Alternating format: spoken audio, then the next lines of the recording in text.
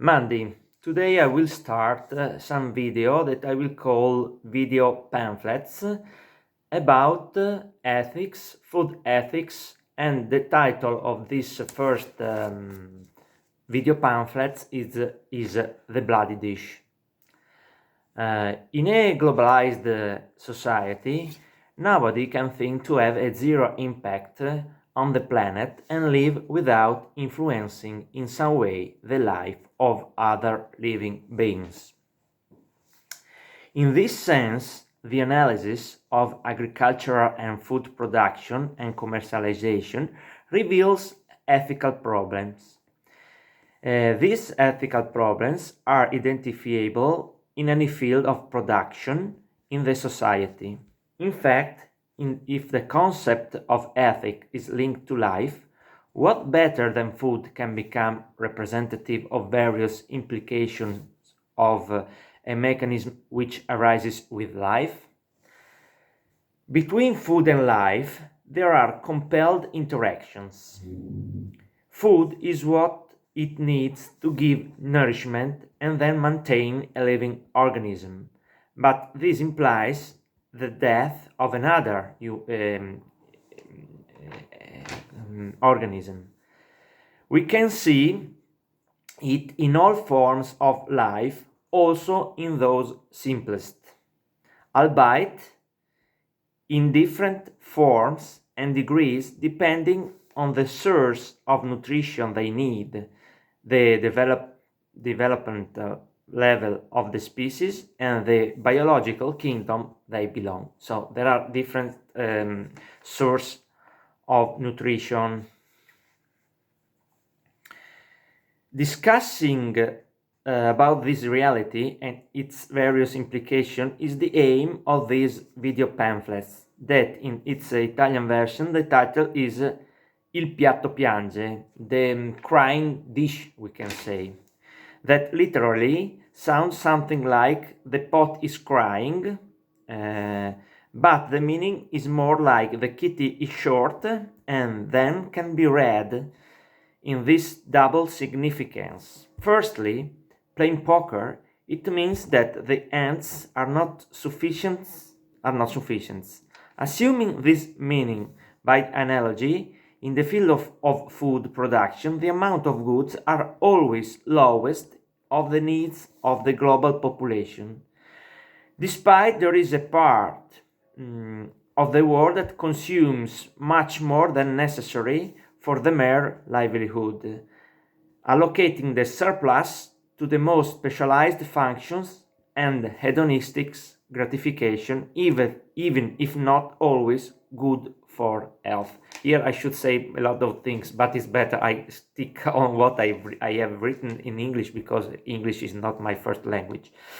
Anyway, I want to say that there is a lot of food, but is not well distributed. Secondly, there is the evocation of violence that arises in the retrieval and production of food. Any kind of product we consume for our maintenance implies in its history exploitation and suffering of other living beings. Hence, the cry as a form to express pain in primates. Clearly, I have translated instead in English like the bloody dish.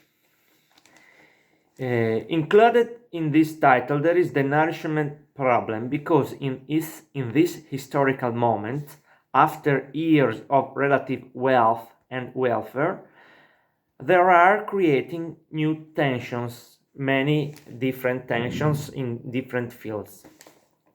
The balance is blown, even if it was dynamic, that provides the well-being of Western countries.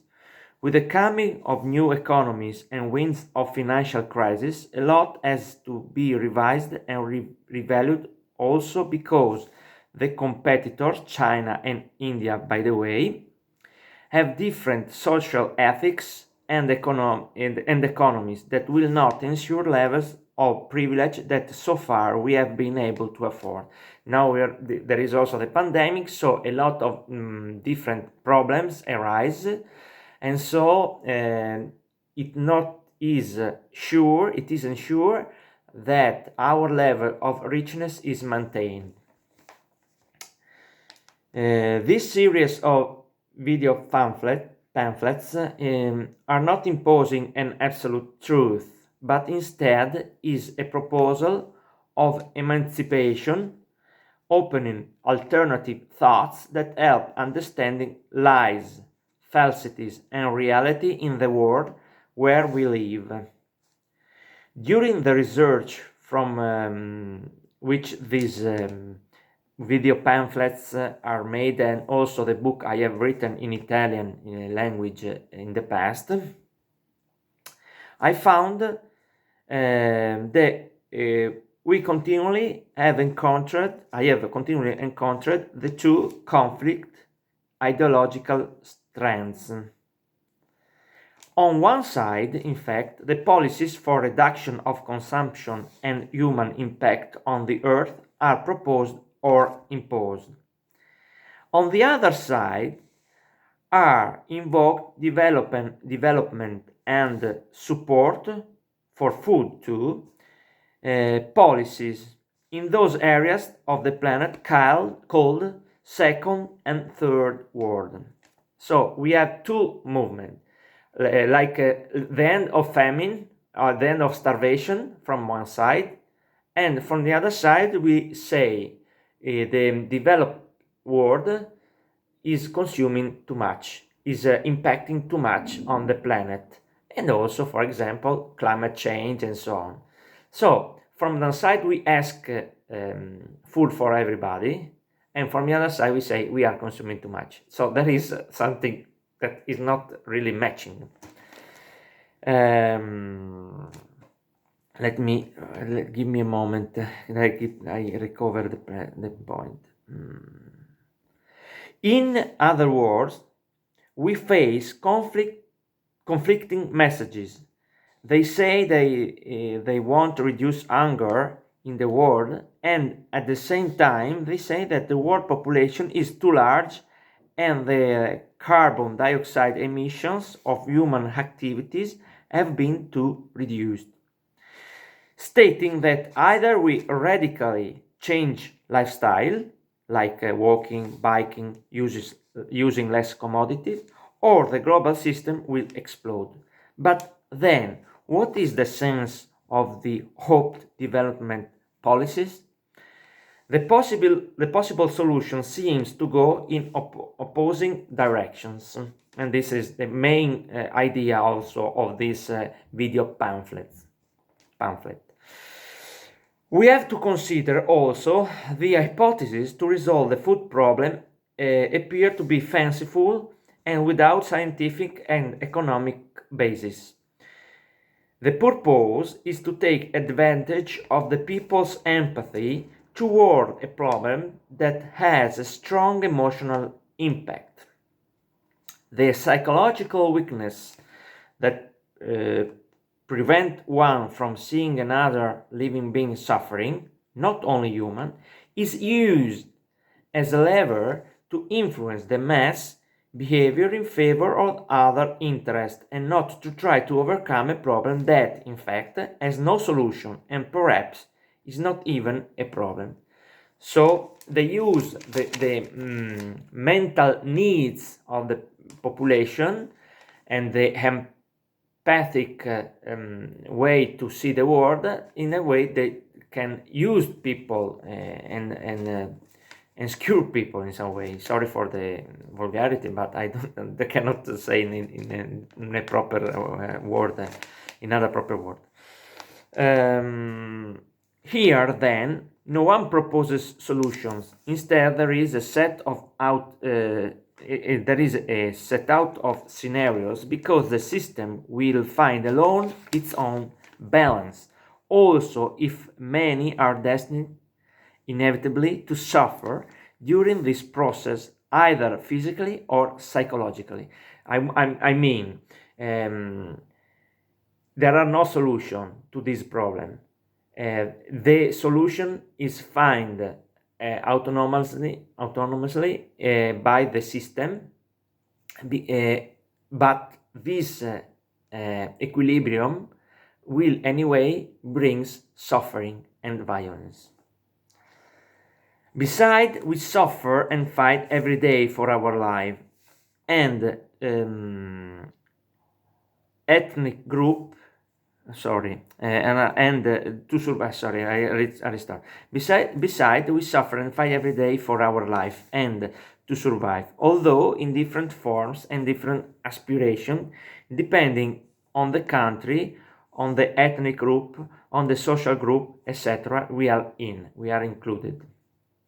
It suffers because the food is not right, as some would like it to be, but it is something that has to be conquered. So this is another big point. Give away food, for example, as a reason for short period of time, because everybody needs support, for example, but in the long term is without meaning, because food is a stamp that has to be conquered. Is hard to find out. There is not for everybody, so give away food for free basically is not correct. Then it may seem as a harsh key to read this social and biological phenomenon. I know it's too harsh, but it responds to a need for coherence that is just one of the sources of ethics. So everybody has its own ethics. I will explain what is the definition of ethics in the future video pamphlets. But for now, I want just to underline that my need for coherence creates this point of view. So let me explain this point of view, even though it's not easy to accept.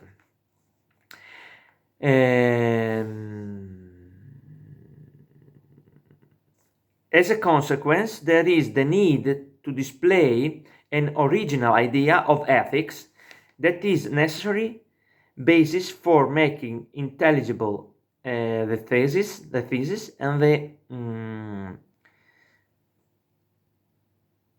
and these video pamphlets. The drafting of a methodological theory of this new idea, named neural ethics, is delayed to other more conductive moments. Here it is presented to support the hypothesis that there is no real solution for food problems, which seem destined to worsen due to the structure of the world and also this pandemic. But forget the pandemic now. There is problem of the world that we have to consider. In this perspective, ethics and form of psychological relief can be considered as sources of relief with the purpose to have a better life, unless these ideas and behavior compel us to live worse because we don't know how to handle them. This is another big important point, because ethics has the function to let us live well. If our ethics are not well balanced, we risk to live in a bad way. So it is important to understand what is our needs and what is around us. So that's all for today. I hope that something can be understood, and bye bye for now. Monday.